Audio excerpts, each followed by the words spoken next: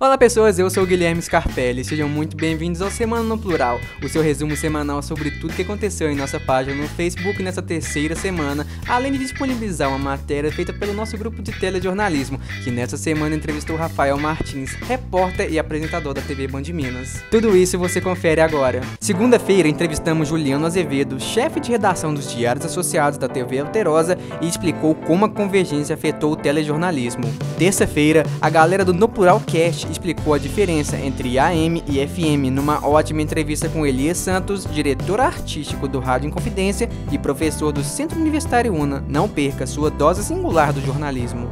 Quarta-feira você confere o papel de mediação da assessoria de imprensa no universo do futebol em um post muito bem trabalhado e ainda fazem um convite para todos vocês não perderem na próxima quarta-feira um bate-papo com Guilherme Mendes, assessor de imprensa do Cruzeiro Esporte Clube. Quinta-feira você confere todas as mudanças na interação do jornal impresso com o seu público, passando por épocas como a das caças-palavras até os tempos da web. Sexta-feira confira uma entrevista com Maria Flávia que conta os detalhes sobre a famosa economia criativa.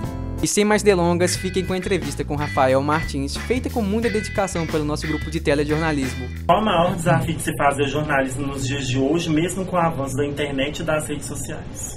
Olha, o nosso mercado de trabalho ele é muito restrito. A gente tem muitas dificuldades por conta desse mercado acanhado, por conta das poucas possibilidades profissionais que nós temos. Então a maior dificuldade é essa. É se encontrar dentro desse mercado tão restrito quanto o nosso. Mas a gente observa, né, com esse movimento das novas mídias, com esse movimento, né, de uma maior interação, tanto de quem produz a notícia quanto de quem consome essa notícia, é uma válvula de escape dentro desse mercado tão restrito que nós temos. Então hoje a gente fala-se muito em mídias sociais, é uma forma de fazer jornalismo, né? Facebook, Instagram, você está sempre em contato com as pessoas. A gente está sempre levando informação de alguma forma, né?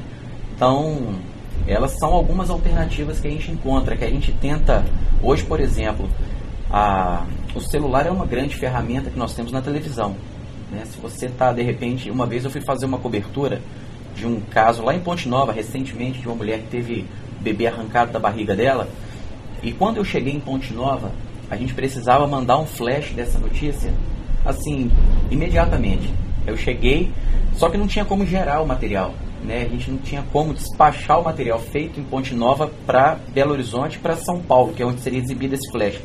Então, o meu editor lá da Band de São Paulo, ele pediu para que eu fizesse uma imagem por celular, para que eu fizesse uma espécie de chamada via celular e por meio do WhatsApp, que eu mandasse essa informação lá para São Paulo para eles usarem na chamada. Então, assim, é muito difícil hoje por conta dessa restrição, das poucas possibilidades, mas eu acho que essas alternativas de novas mídias, elas surgiram como uma forma de se fazer um conteúdo usando outros meios que não os tradicionais. Dentro da sua carreira como jornalista, principalmente como repórter e apresentador, qual foi o momento que mais te marcou? Você já deu uma entrevista para a ONU uma vez e você citou na sua entrevista falando que você teve que se vestir de morador de rua. Já teve uma entrevista que você, um momento que você consta como mais marcante ou continua sendo esse momento? Bom, esse momento foi simbólico, né? Eu classifico a minha carreira antes e depois dessa reportagem, porque de fato foi muito simbólico, né? Foi muito importante fazer aquilo que a gente fez.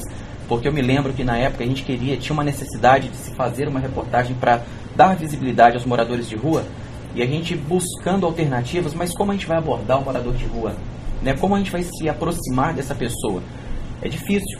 Então eu tive a ideia falei com o meu produtor na época, falei, olha, vamos fazer uma investida, vamos nos transformar de um morador de rua, né? Vamos nos vestir como eles, para que a gente consiga captar as histórias que a gente precisa, para que a gente consiga ouvir esses moradores de rua de uma forma dentro do ambiente deles.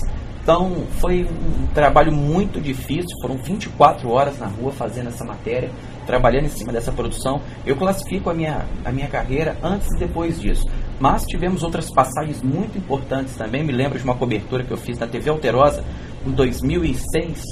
Em 2006 eu fiz uma cobertura na TV Alterosa de um servente de pedreiro que ficou preso dentro de uma cisterna em Igarapé, e ele ficou preso quase 48 horas. E ali a gente foi dobrando, né? A gente foi entrando plantão, saía e chegava à noite e a gente de plantão lá. Nós éramos a única equipe ao vivo quando esse senhor foi resgatado, quando ninguém mais achava que ele seria resgatado com vida. A gente estava ali fazendo a narração daquele momento, da retirada do servente de pedreiro. E me lembro que nós entramos em rede nacional, foi uma das grandes aparições que eu tive em rede nacional na época. Existia um programa no SBT chamado Olha Você, que passava à tarde, era nos moldes daquele Hoje em Dia, da Record. Então, a gente era a única emissora ao vivo naquele caso, e a gente pôde narrar a retirada daquele servente de pedreiro ali de dentro, e foi muito marcante também, sabe? Foi uma grande aparição que eu tive em rede nacional, e aquilo ali me rendeu até um prêmio lá em São Paulo.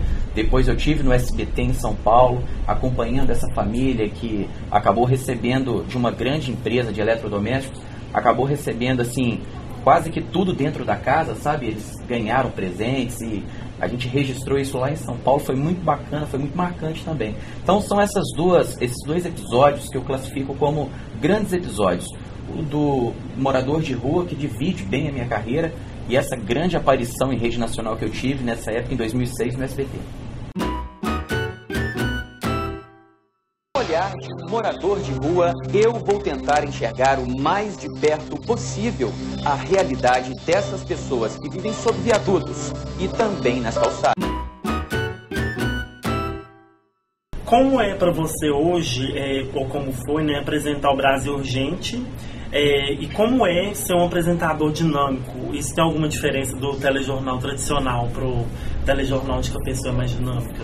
Cara, ser apresentador é bom demais. Ser apresentador é melhor do que ser repórter, sabe? Ser apresentador, você fica no ar-condicionado, você recebe tudo prontinho. Tô brincando, viu? Tem muito disso também. Mas a diferença de ser apresentador, de ser repórter, é que, na verdade, tudo acontece ao vivo, né? Numa reportagem você faz tudo gravadinho, então se você erra tem condições de corrigir, o editor pode dar uma outra cara para sua reportagem.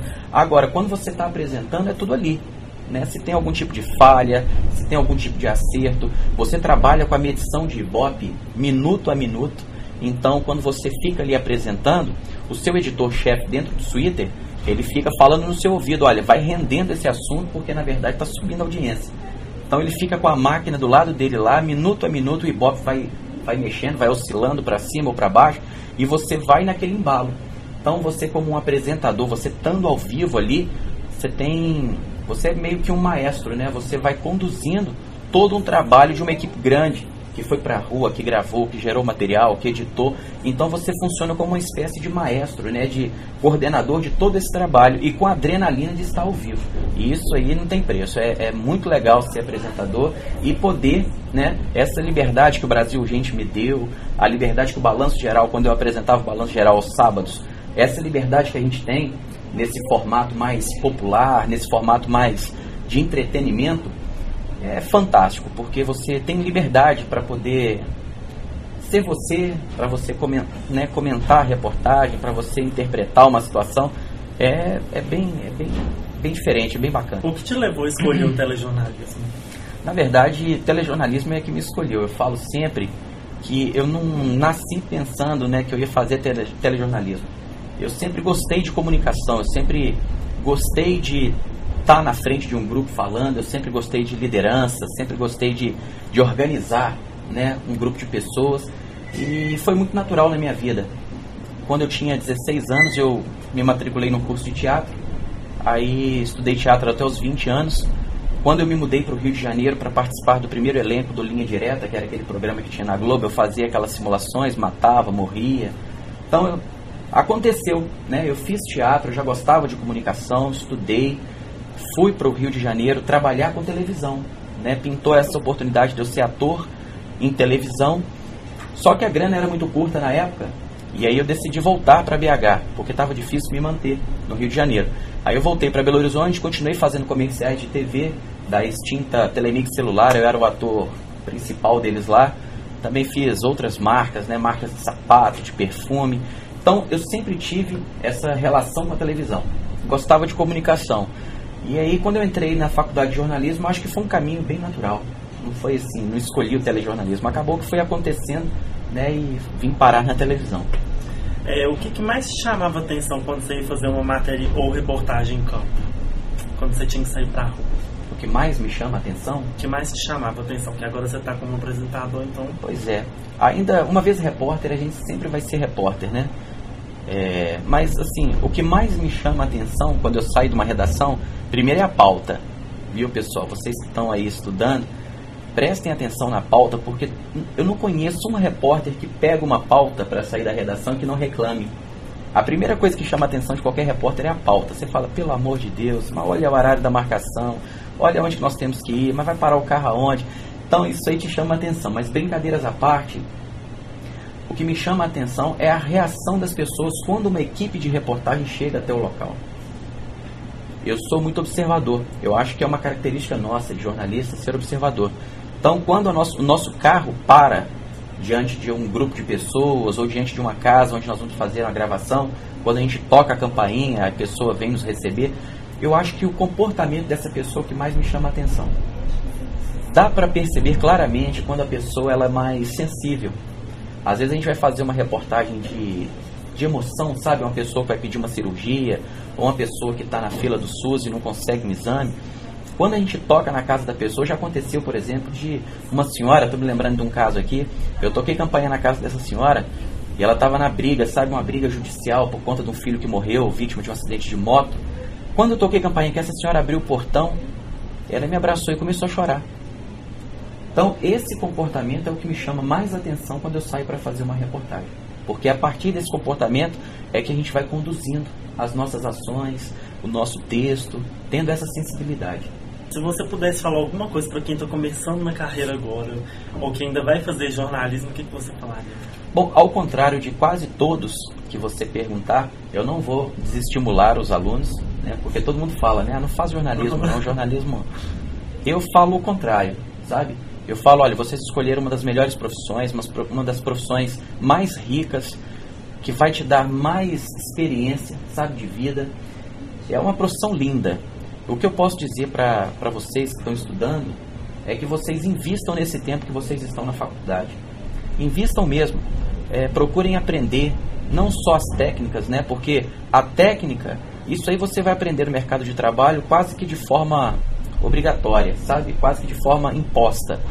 A mexer numa câmera, saber regular um rádio, um gravador. Isso aí acho que é o secundário no momento que vocês estão na faculdade. O momento da faculdade é de se aprender a pensar a realidade, aprender a observar o universo que a gente está inserido, sabe? É muito importante essas teorias que a gente às vezes não gosta muito quando é estudante, né? Teoria da comunicação, teoria de não sei o que, semiótica. Às vezes a gente quer logo ter aula de telejornalismo, radiojornalismo. Não, eu quero é prática. Eu quero logo ir para a prática. Gente, invistam nesse momento de teoria, sabe? Nesse momento do aprender. O fazer jornalismo é uma consequência. Você precisa primeiro aprender a observar, a se colocar numa realidade, a pensar, sabe? A sentir as pessoas. A partir daí o restante é secundário. Mas o que eu posso dizer é que é um período muito importante na vida de vocês. O mercado de trabalho é um mercado muito pequeno, fechado, mas ele vai ter sempre espaço para bons profissionais, isso eu garanto. E se as mídias tradicionais não tiverem mais espaço, que é o caso do rádio, da televisão, da internet, jornal impresso, vão surgir novas mídias, a gente precisa estar antenado a elas. Então é o momento de se aprender, de se investir mesmo no crescimento, que o sucesso ele vai ser consequência de tudo isso. Então tá bom. Termina agora mais um programa no Plural. Fique ligado na nossa página no Facebook. É isso aí, gente. Obrigado.